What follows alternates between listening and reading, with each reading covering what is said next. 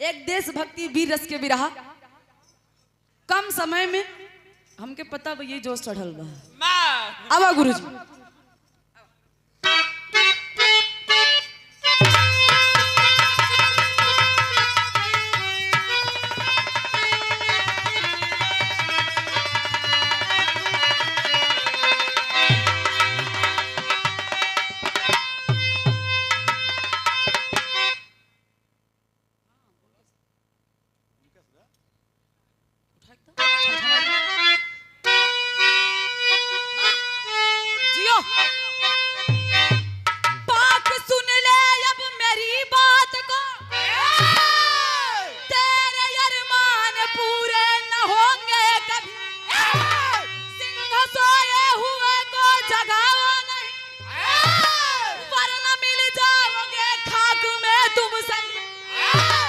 मुझको परमाड़ की धमकी देना नहीं, तेरे परमाड़ से डरने वाला नहीं।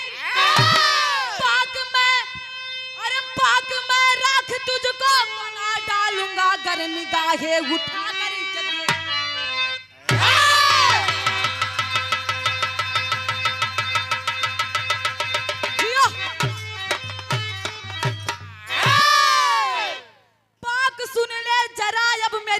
को, तेरे अरमान पूरे न होंगे कभी। सिंह सोए हुए को जगाओ नहीं, वरना खाक में मिल जाओगे तुम सभी। तेरे परमाड़ से डरने वाले नहीं। ए पाकिस्तान के कायर जवानों, तेरे छोटे मोटे परमाड़ से डरने वाले नहीं, तेरे परमाड़ से डरने वाले नहीं। मुझको परमाड़ की धमकी देना नहीं, वरना खाक में मिल जाओगे तुम सही। गर निगाहें उठा करके देखा हमें। अरे बाप रे। ये सम्मानित बड़े भैया नगेंद्र यादव समाजवादी गीत पे प्रसन्न होके 51 रुपए के आशीर्वाद दिलन। बहुत बहुत प्रणाम बा। बड़ी ठिकैला है, बहुत बड़ी बात बा हमरे लिए। लेकिन बिरहा में गजल के टुकड़ा है गुरुजी।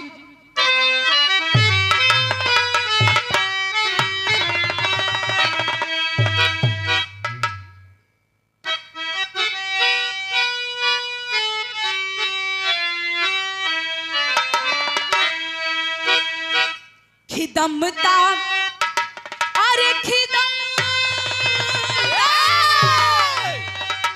अरे खिदमता कब्र से निकली या मेरे वो रसूल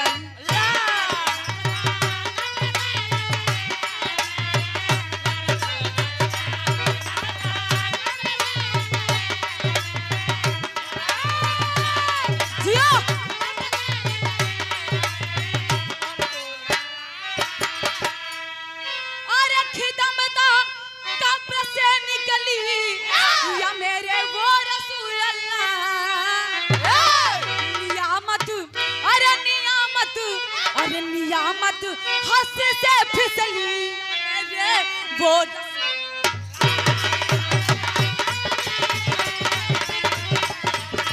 बहादुर।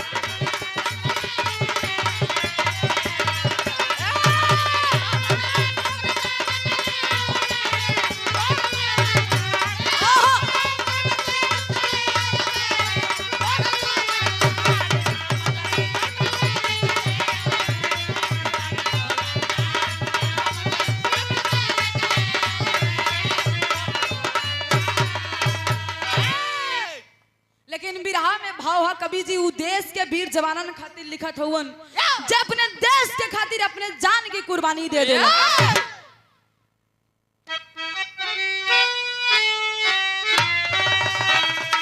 अरे मिटा जो, अरे मिटा जो, अरे मिटा जो ना मिटाए से निशानी उसको कहते हैं।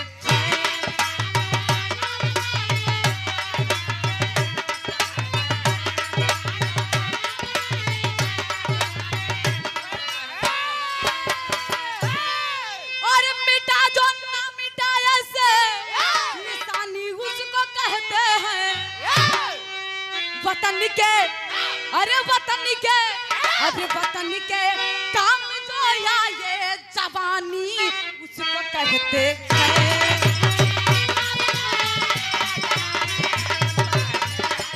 जियो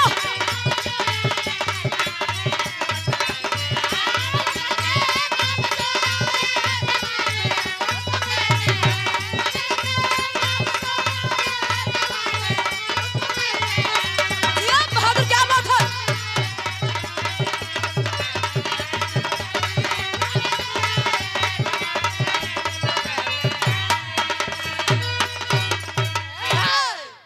ऐसन कहानी है जौन की आप लोगों के सर्च भी करवा गूगल पे मिली, एकदम सत्य घटना पे आधारित था। हमरे बिराह में कहानी की शुरुआत है गुरु जी जौहरी शहर में।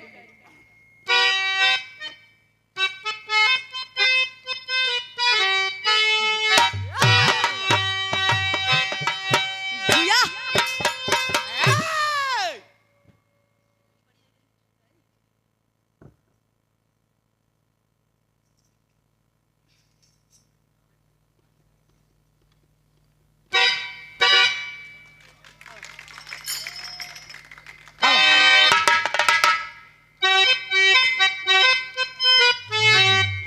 बाप बहादुर,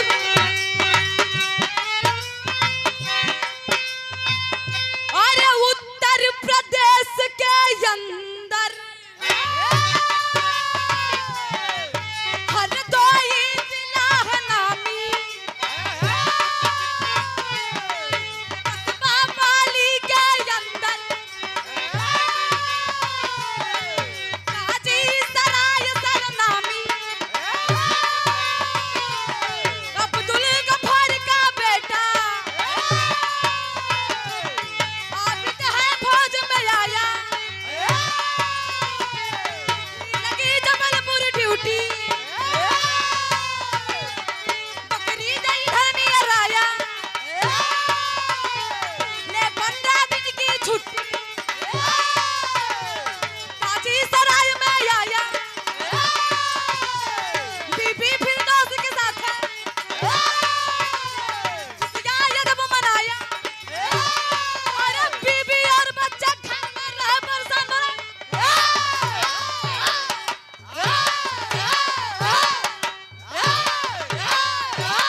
जिया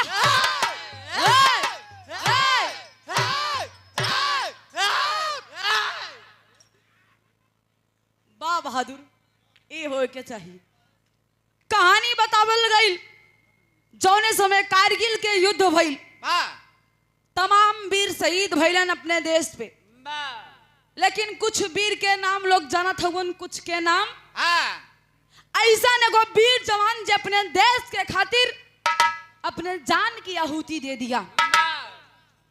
हरदोई जिला के कस्बा पाली के एक छोटा सा मोहल्ला में रहे वाला मुसलमान परिवार से जोने मुखिया के नाम बाबू बतावल गई अब्दुल गफ्फार। अब्दुल गफ्फार के एगो लड़का जोन लड़का के नाम बतावल जाला आबिद। आबिद कम से कम 22 साल की उम्र में 1988 6 फरवरी 1988 में फौज में भर्ती भइल बा। ए बाबू पहली पोस्टिंग डलहौजी में भइल। जौने समय पोस्टिंग भइल, पोस्टिंग के 1 साल बाद ड्यूटी करत ह। बकरीद नियर आइल बा। मुसलमान के त्योहार होला जौने के त्योहार के नाम बकरीद कहल जाला। बकरीद के त्योहार नजदीक आइल ह। 15 दिन की छुट्टी लेके ए बाबू घर आइल बा।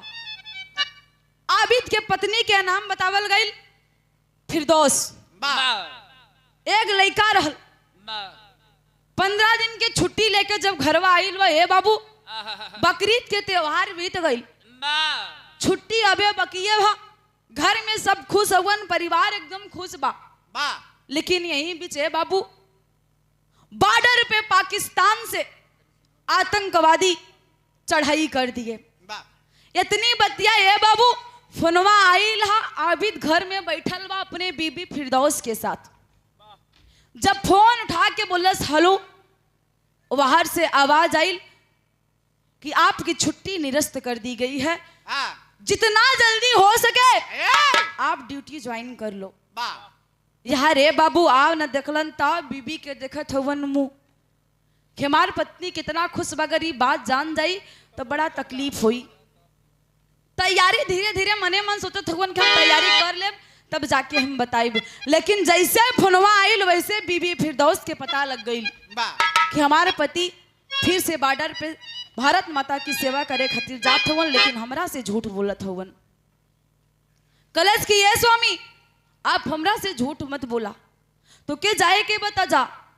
लेकिन बार है उस सेना के जवान कैलन का एक लाइन गीत है।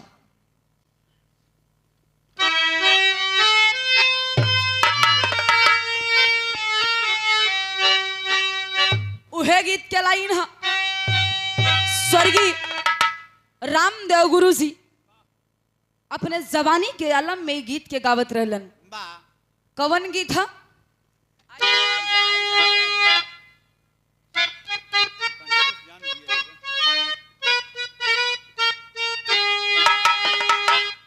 अरे गवन कराई पिया अरे घर बैठौले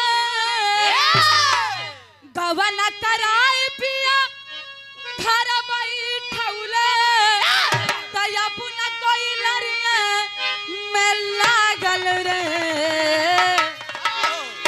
नीरा मोहिया दगा दई के अरे नीरा मोही दगा दई के भागल रे नीरा मोही।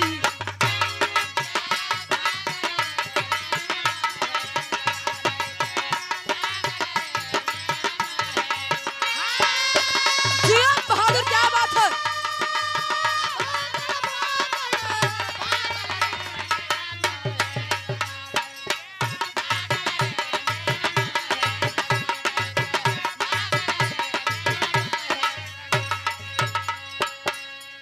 लेकिन यहाँ रे बाबू परिवार खुश है। मने मन दुनहु जन के पता चल गई कि छुट्टी निरस्त हो गई बा। सोचत का बड़न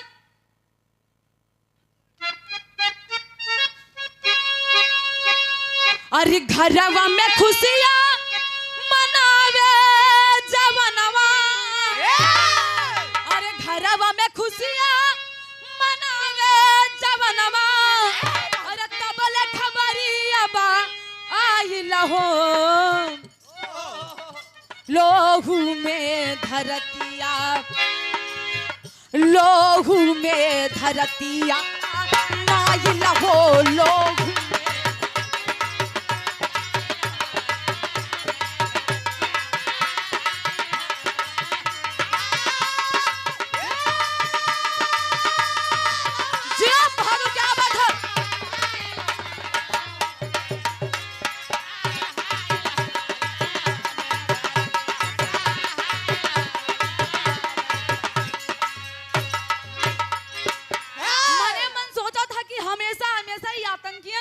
हमरे देश पे चढ़ाई कर डालन। अब की बार जाते बिना एलन के सर कटले आई बना लौट कहलन का अरे कहिले तैयारी तब आबिद सिपहिया अब की ता काट अब से कटला कसैया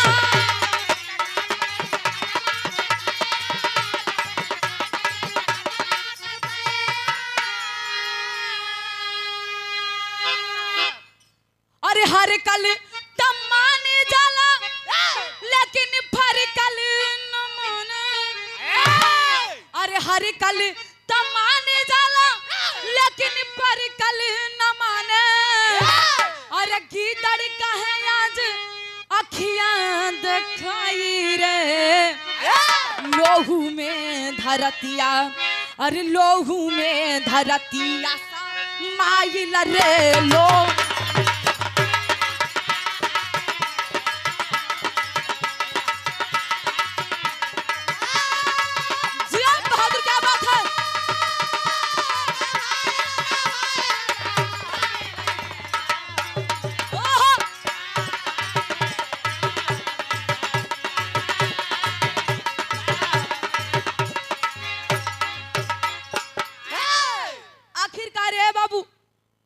यार फौजी अपने मन में सोचा था कि यार अब की बार जाइब तो दुश्मन के बिना बलि चढ़ाए हम लौटब ना। लेकिन ये बाबू आरती के फिरदौस के पता चलल बा। फिरदौस बेगम ये बाबू आरती के थाली सजा के जैसे ही आबिद वर्दी सजा के चौखट के पार करे के कोशिश कैलस, वैसे थाली लेके फिरदौस खड़ी है। अपने पति के देखत बा, मन में तकलीफ बा कि हमार पति जात तो हुवन काल लौट के यहाँ मने मन सोचत बा। और आरती के थाली सजा के आरती करके तिलक लगौले बा। जब तिलक लगलस तो अपने स्वामी से अपने पति से एक ठे बात कहलस। कौन बात कहलस गुरुजी? एक लाइन गीत है।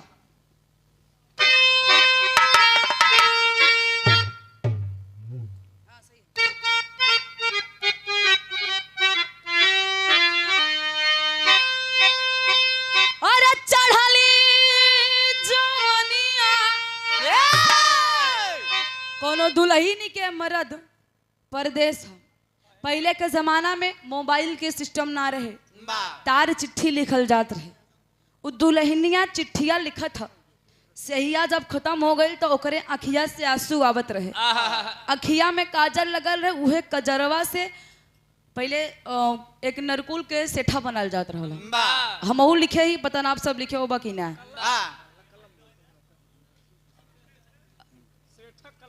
हाँ वह जोन हुई वो सी लिखत रहा। वही अपने कजरवा से बोर के पतिया लिखत था, अपने मर्द के लिख लिख के बतावत था। का बतौलस कि चढ़ली जवनिया, अरे चढ़ली जवनिया दुखात छातिया रे, वही हो वही कजरा से बबुनी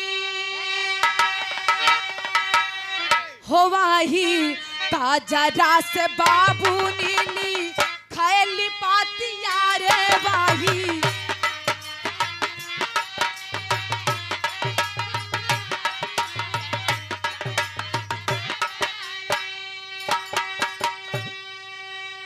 लेकिन यार फिरदौस आरती के थाली सजा के तिलक लगा के अपने पति से कहा था। का कहलस? अरे यारती सजा के, अरे यारती सजा के कहेली रानिया हो सैया जाए माता दी हवा के पानिया हो सैया।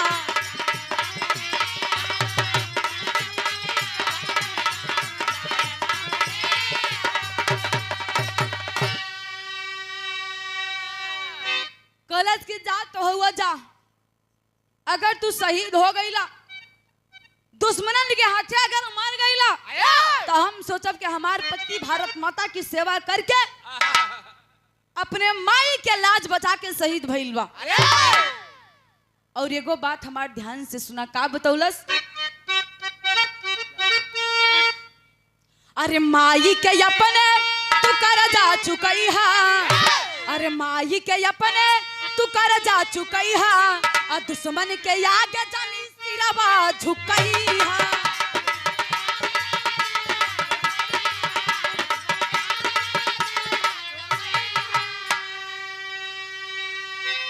अरे भले ही या भागनी, अरे भले ही या भागन बनी जाई हो रनिया, त जाए मत दीहा हो सैया, जाए मत दीहा वतन के पनिया।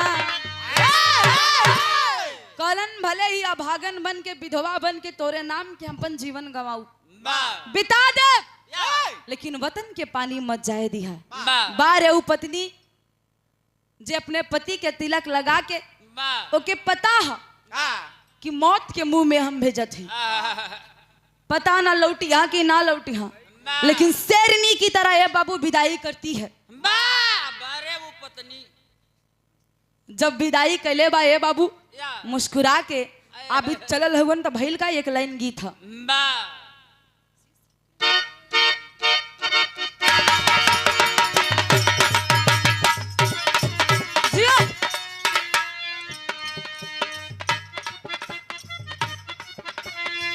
फिल्मी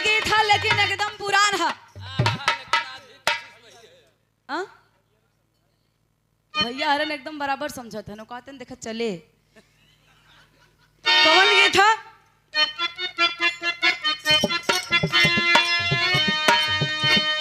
शीशे की मुंडेर वाली 2 तल्ला मकान है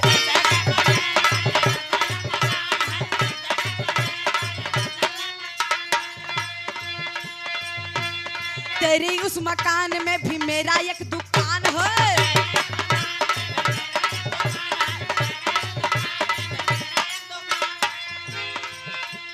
शीशे की मुंडेर वाली 2 तल्ला मकान है तेरी उस मकान में भी मेरा एक दुकान है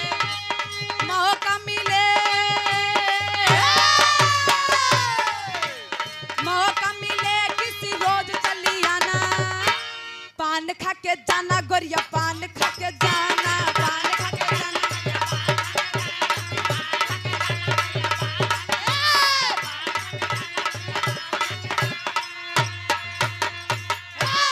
लेकिन ये बाबू यार अजीत अपने घर से चलल हुअन पहुंचलन कहाँ अपने टोली में जब पहुंचत हवन तो चारों तरफ से सब सैनिक तैयार हवन 71 की टोली बनल बा 71 फौजिन के टोली बनल है सब केहू तैयार हुवन उ टोली के कर्नल बतावल गल जेकर नाम अजीत रहल अजीत अपने टोली के सबके तैयार करत हुवन एक एक चीज बता के कि दुश्मनन के निशाना कैसे लगावे के है भइल का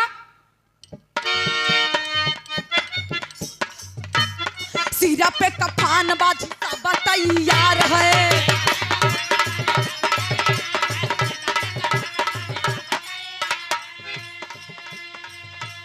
कर्नल अजीत बने चल के होशियार है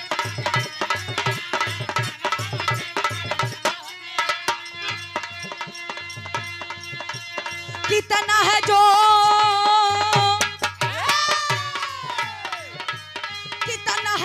हिंदुस्तानी में दिखाना खाक में मिलाना उसे खाक में मिलाना है जिया सब केहू के तैयार करके ये बाबू चला लहुवन समैया कब के रहल सुबह के 4 बजे सुबह के 4 बजे पूरा सैनिक 71 की टोली कर्नल अजीत आगे आगे अगुवाई करके लेके चलल हुवन चलन कैसे सुबह 4 बजे वाली रहल समैया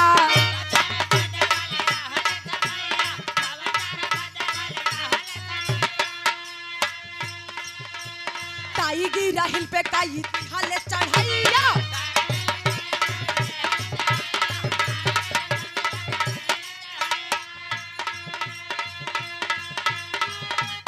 इनकलाब वाला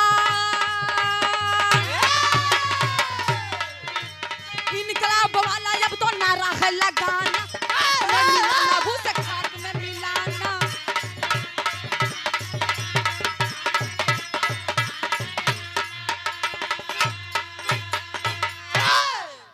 4 बजे के समय है ए बाबू कर्नल अजीत अपने पूरी बटालियन के साथ चल देलन चलल हवन धीरे धीरे कदम से कदम बढ़ौलन टाइगर हिल पे बतावल गई दुश्मनन के डेरा रहे यार अपनी टोली के लेके धीरे धीरे से चढ़त हुआ कर्नल अजीत आबिद से कहलन कि आबिद चलत हुआ एक बात ध्यान से सुनी या तो मारेंगे या तो मर जाएंगे लेकिन लौट के इन दुश्मनों को छोड़कर लौट कर नहीं आएंगे हम लोग मर जाए तो हमनी के गर्व होई कि अपने भारत माता की देश की सेवा करके हमनी शहीद भइल है लेकिन अगर दुश्मनन के छोड़ के डर के लौट के आ जाइली तो हमनी कायरे कहलाई सब केहू तैयारी करके चलत हुवन कदम से कदम बढ़ौलन तो भइल का एक लाइन गीत था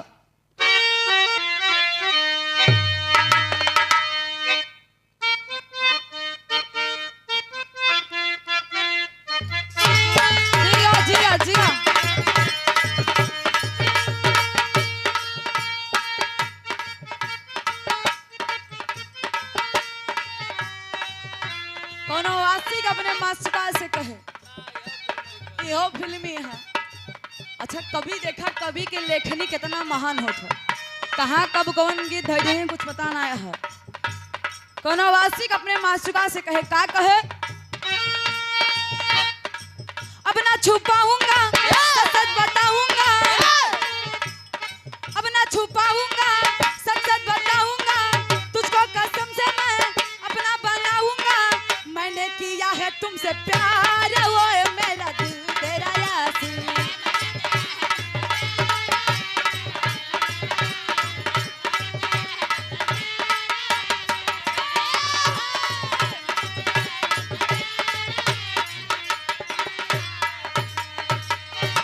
लेकिन यार सब लोग चला हवन और जैसे चलन आधी दूरी पे पहुंचे थे तो दुश्मनन के पता लग गई।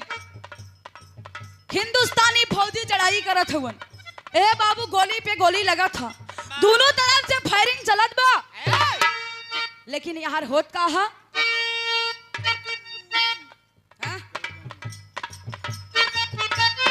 उसमें चले जावन माना हर बाधी का फनवाना हर,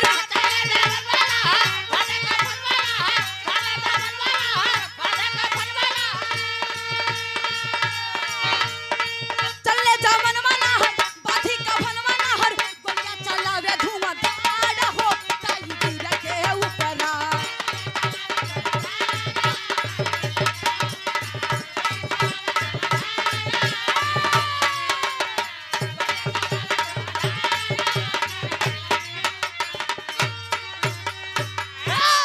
टाइगर हिल पे बाबू दोनों तरफ से फायरिंग चला था, लेकिन भइल का,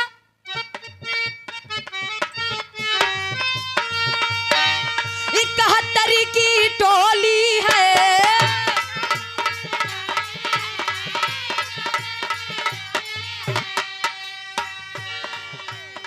इनकलाब की बोली है,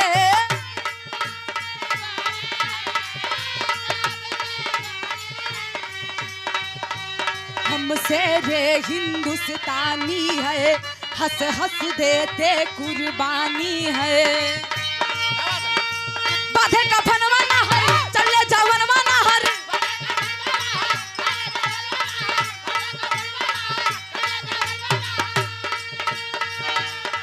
बाधे का फनवाना हर, जंगी जावन माना हर, गोली चलावे धुआंधार हो ताई गिर के ऊपरा।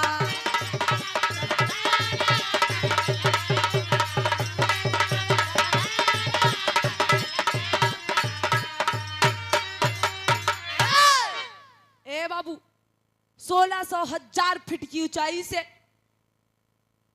दुश्मन बैठा है, अजीत कर्नल समझा रहा है। यार आबिद कला ने सर, चाहे 1600,000 होई, चाहे 16 लाख हजार होई, लेकिन आज उन्हीं के बिना मारे हमने पीछा ना हट।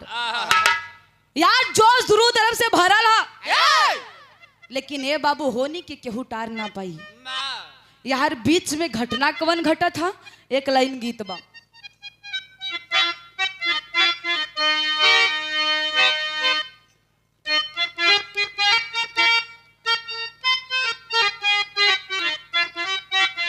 वह गीत था, अरे पाकी गई ले गे हुआ, अरे लटा की गई ले बालिया, खाना गिरे गई लेना हो, खाना गिरे गई लेना, गोरी के खेत खेत चूड़िया, खाना गिरे गई लेना।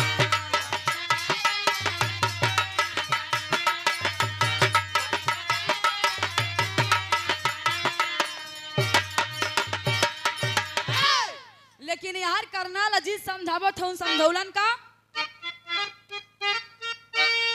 अरे 1600,000 फीट, अरे ऊंचा दू समानवा, बतावे लगल ना हो, बतावे लगल ना, कर्नल हाजित जवानवा, बतावे लगल ना।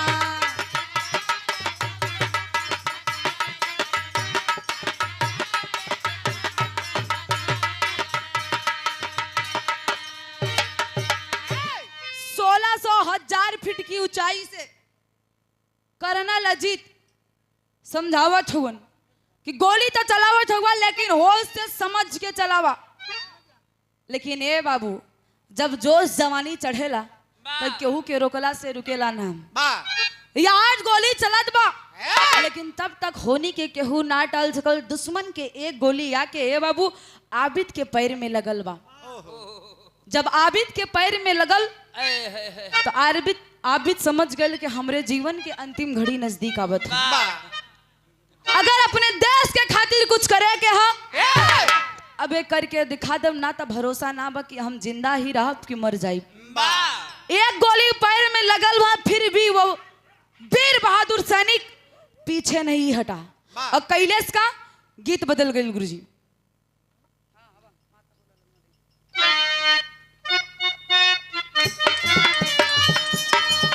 वह गीत था अरे माता हो ललनवा दैदा, अरे बहिनी हो बीरनवा दैदा, अदेसवा के करनवा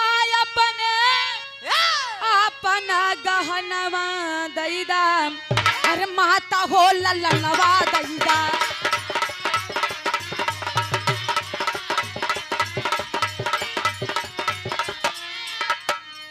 बहिनी हो बीरनवा दैदा,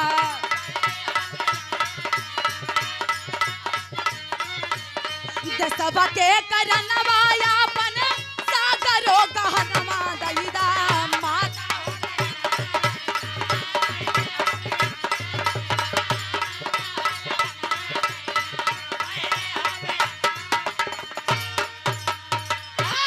गोली पैर में लगल बा लेकिन कदम से कदम कर्नल के बढ़ावत ह और गोलियां चलावत बा धुआंधार। तक गोलियां चलौला में कवन ऐसा अद्भुत काम आबिद करत ह।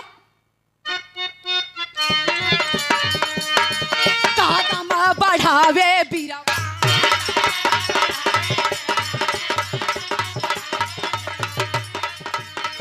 गोलियां चलावे बीरवा,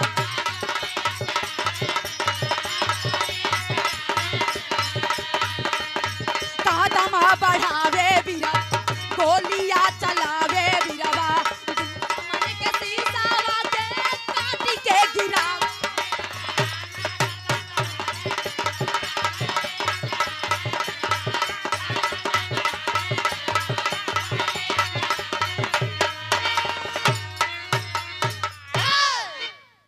कदम से कदम बढ़ावत ह।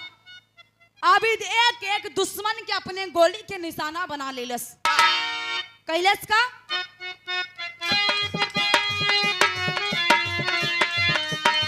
एक तारीख वाली जाबा आइली समैया भैया,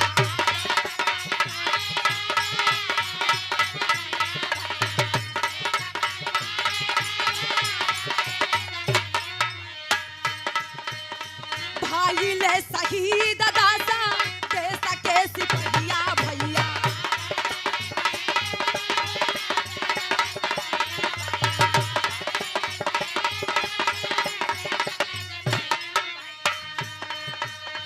मोरा चा संभाले बीरवा, हाथ बरसावे बीरवा,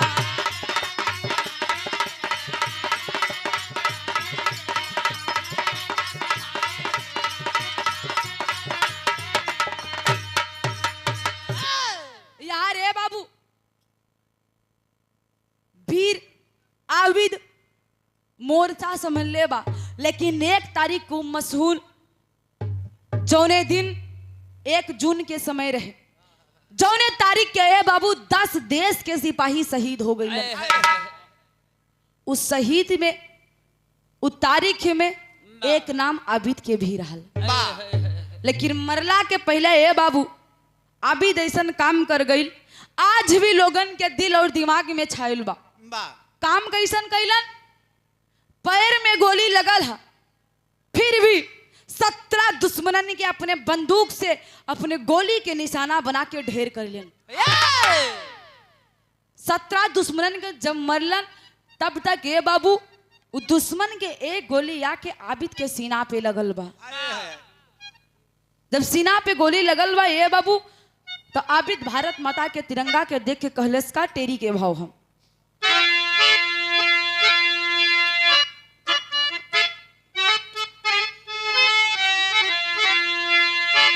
अरे समर से हो समर से, अरे समर से हिंदुस्तानी ना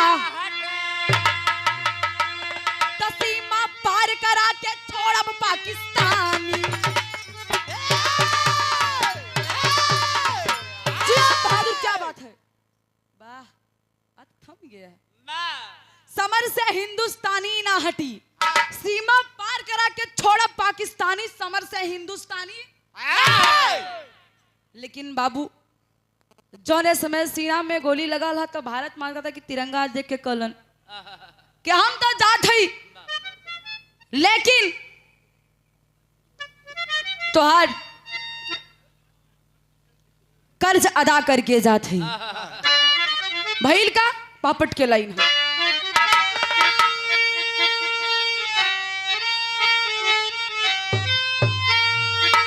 अरे एक जून की जब आइल समैया शेर दहाड़ा है, अरे एक जून की जब आइल समैया शेर दहाड़ा है, सीने ऊपर गोली खाया या फिर शेर दहाड़ा।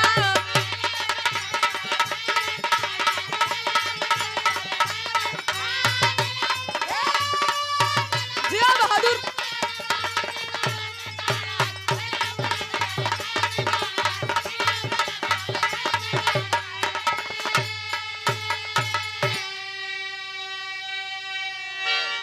अरे लगी एक गोली जब आबिद के सीने ऊपर आई,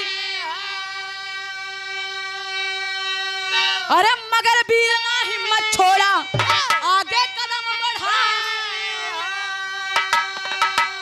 अरे फिर भी 17 दुश्मन का मारा शेर दहाड़ा है, अरे फिर भी 17 दुश्मन को मारा शेर दहाड़ा है। तो लगी सीने ऊपर गोली जब आबिद शेर दहाड़ा है। ए बाबू, सीने पे गोली लगा था, लेकिन फिर भी 17 दुश्मनन के ढेर करके अपने भारत माता के गोद में हमेशा हमेशा के लिए आबिद सो गया।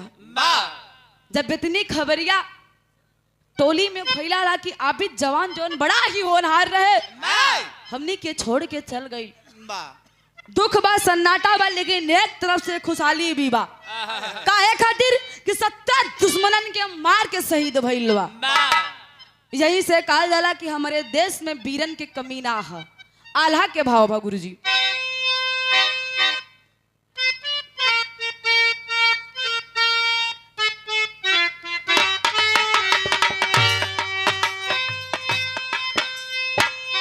अरे धन्य हो जवान, धन्य हमारी धरतिया ये भैया।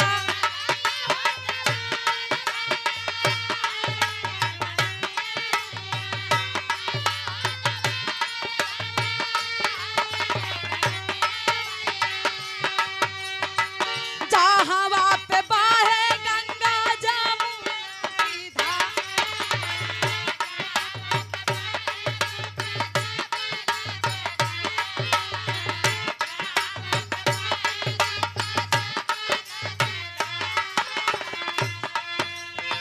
सीनवा पे गोली खाया वीर नवजवानवा ये बाबू।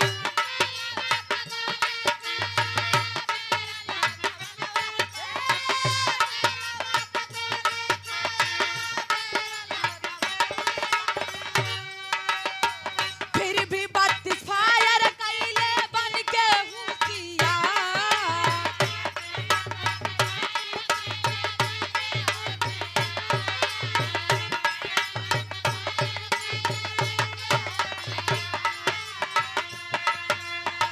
सतरघु से पैठियन के मारी के गिरवले भैया।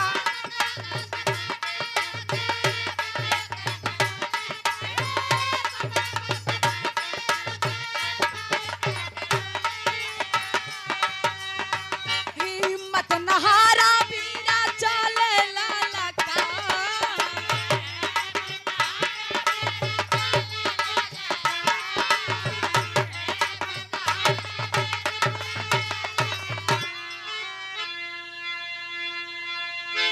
यहाँ रे बाबू 17 दुश्मन के जब मार के आबिद शहीद भइल तो घरवा फोन गईला। घरवा जब फोन गईल तो ए बाबू बाबू फोनवा उठौले हुवन, हेलो बोलन। तो उधर से आवाज आयल कि आप आबिद के पिताजी बोलत हुआ। कलन हम आबिद के पिताजी बोलत ही। बोला का बात, हमार बेटवा तो ठीक है।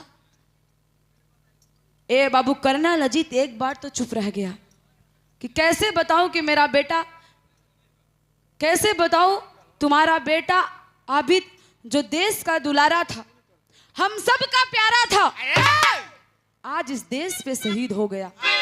जब इतनी बतिया बाबू सुनले हुआ, ए बाबू फोनवा हथवा से गिर गई। मूड पे हाथ धर के बैठ के एक बार एकदम शांत हो गए कि अरे बाप रे बाप, हमारे बेटा हमके छोड़ के चल गई। हमरे घर के दीपक और हमनी के सब कुछ रहल, आज हमरे घर के रोटी ही चल गई।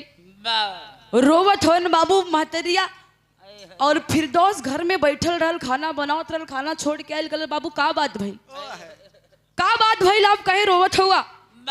हाथवा पकड़ के बाबू अपने पैर पे बैठा के फिरदौस के हाथ पकड़ के रोए लगलन कि ये बेटी जैके तू विदाई करके भेजला रहलू, आज सचमुच के विदा हो गई लू। रो रो के कहत हुन का आल्हा बदल क्या होगा।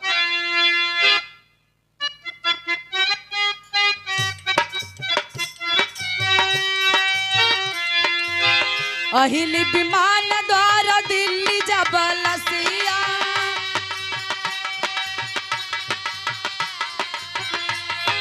घरवा खबरिया हो गईली सुना।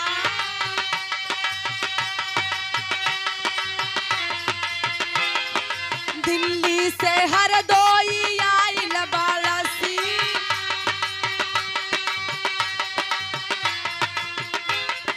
हरदोई से घरवा हो गईली भे।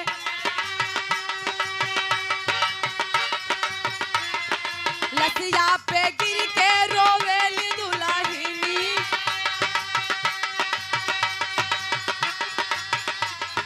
घरवा में बेटी बेटा बड़ सुकुमार।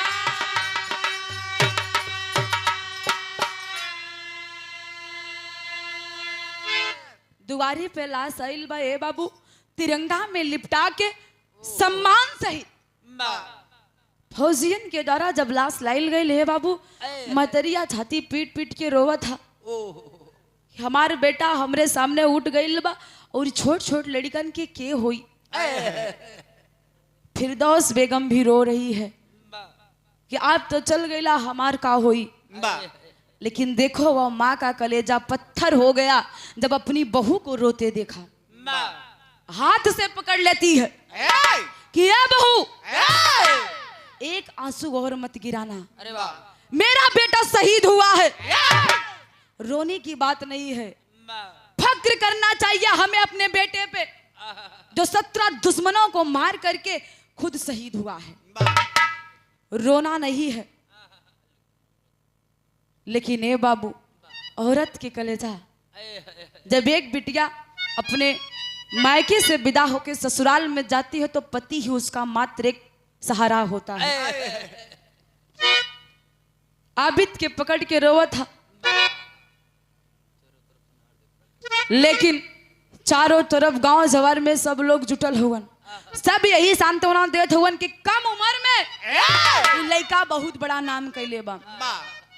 आबिद के एक लड़का और एक लड़की बतावल गई। वो दोनों लड़का लड़की के लेके फिरदौस बेगम बैठल है।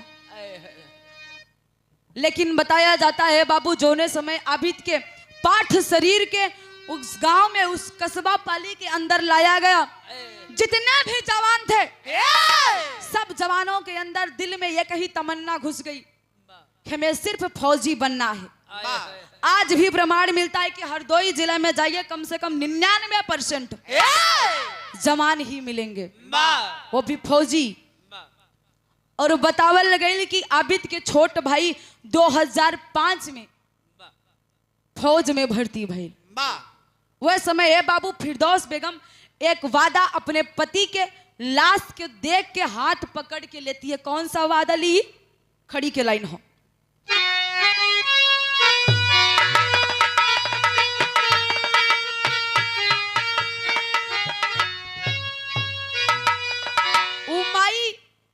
अपने बेटवा के देख के कहा था का कहलस,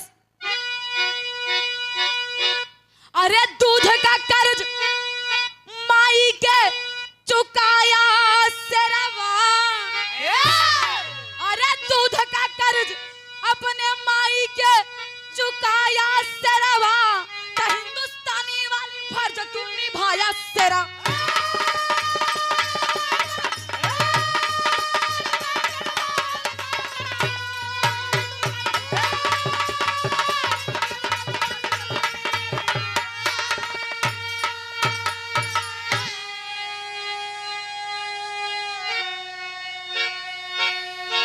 अरे चला जब जनाजा सब यसुआ बहाई, तही इनकलाब वाला नारा सब दिहले लगा।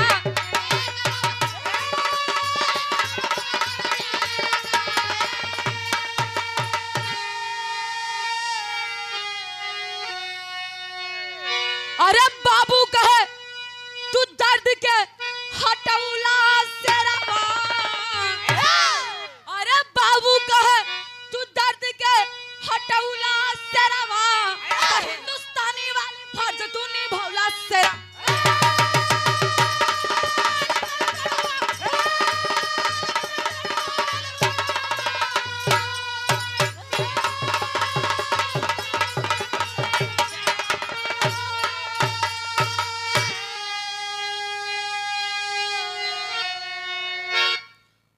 उस समय ए बाबू फिरदौस अपने पति के लाश को देख के कहती है क्या, अरे यसुआ बहा के कहे शेरनी दुल्हनिया, तब बेटा बनी फौजी अपने बाप के निशानी।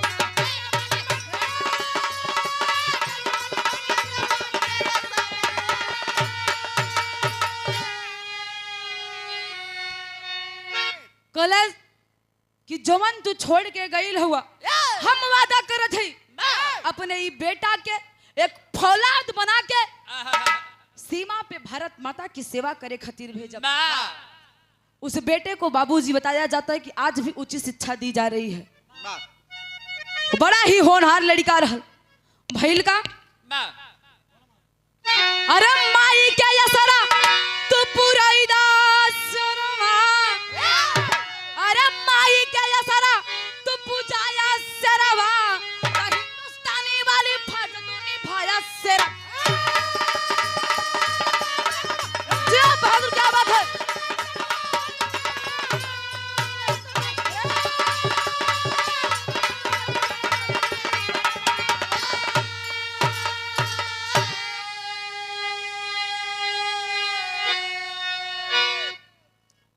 ये बाबू अगर आप लोग के शंका भी होई तो YouTube से गूगल से सर्च करिया तो कहानी अभी भी मिली।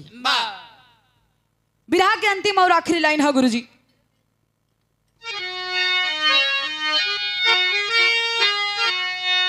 गुरु गणेश गुरु रामलाल अमर रही कुर्बान,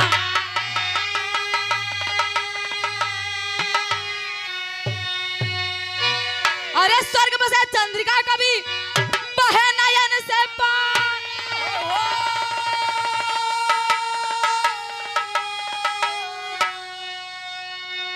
अरे समर से हिंदुस्तानी ना हटी, अरे समर से हिंदुस्तानी ना हटी, तो ज्योति गया कभी क्या बिरहा बनी तूफानी, समर